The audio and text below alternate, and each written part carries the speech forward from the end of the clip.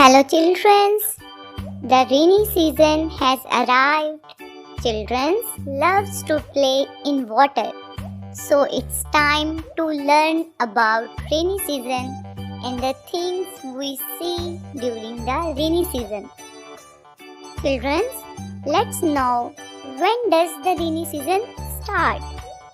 Rainy season comes after the summer season, which starts in the month of July and lasts till September.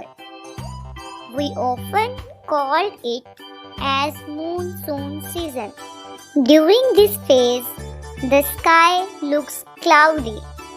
During the rain, everywhere there are sounds of lightning with high thunder. We often see rainbow. Rivers, lakes and ponds also receive plenty of water during the rainy season.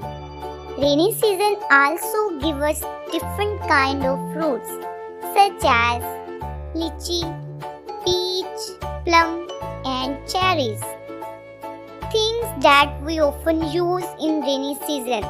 We use raincoat, umbrella, gumboots.